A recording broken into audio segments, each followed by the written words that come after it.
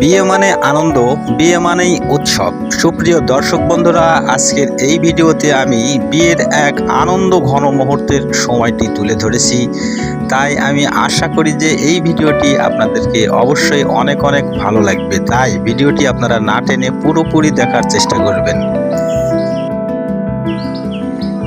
এই বিয়ে বাড়িতে অনেক ধরনের আনন্দের মধ্য থেকে আদা গুড় খাওয়ার আনন্দ একটা গুরুত্বপূর্ণ ব্যাপার। আর সেই বিষয়টি আপনারা দেখছেন, এখানে আদা গুড় খাওয়ানো হচ্ছে এবং আদা গুড় যে খেতে যাচ্ছে তাকে প্রচুর পরিমাণে মারধর করা হচ্ছে এবং কাদা রং ইত্যাদি ইত্যাদি গায়ে মাখিয়ে দেওয়া হচ্ছে। কি চমৎকার! এই দৃশ্যগুলো দেখলেই অনেক ভালো লাগে। সবচাইতে বড় কথা হলো এটাই যে এই বিয়ের আনন্দে ছোট বড় বয়স্ক কারো কোনো বাধা বিঘ্ন নেই। কোনো ধরনের বাধা বিপত্তি ছাড়াই সবাই মিলে আনন্দ উল্লাস করতে পারে।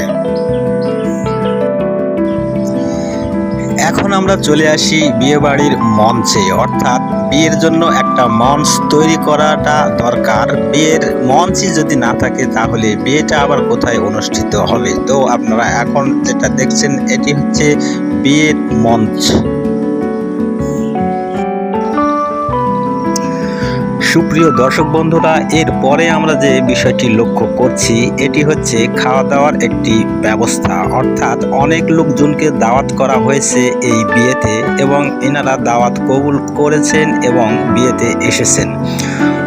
অনেক লোকজন একসাথে হওয়ার কারণে সবাইকে একসাথে খাওয়ানো সম্ভব নয়। তাই আমরা এখানে দেখছি কিছু পরিমাণ লোক বসে পড়েছেন এবং ওনাদেরকে খাওয়ানোর কাজ শুরু করে দেওয়া হয়েছে এবং আরও কিছু পরিমাণ লোক এখানে দাঁড়িয়ে আছেন, আবার অনেকে বসে আছেন। তো সুপ্রিয় দর্শক বন্ধুরা, এখন আপনারা যে বিষয়টি দেখছেন এটি হচ্ছে খাওয়া দাওয়ার পরের অংশ।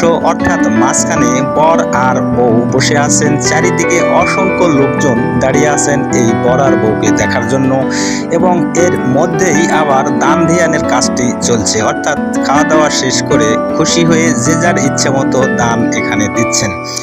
তো এখন আপনাদের মনে প্রশ্ন জাগতে পারে, আসলে বর আর বউ কোথায়? মজার টুইস্ট এটাই যে বর আর বউকে এখানে লুকিয়ে রাখা হয়েছে। আপনারা সামনের ভিডিওতে এটি দেখতে পারবেন। তাই কথা আর না বাড়িয়ে আমি হাবিবুর রহমান আজকের মতো এখানেই বিদায় নিচ্ছি। সবাই সুস্থ সুন্দর এবং ভালো থাকবেন। আর যদি এই ভিডিওটি আপনাদের ভালো লেগে থাকে তাহলে অবশ্যই চ্যানেলটির পাশে থাকবেন।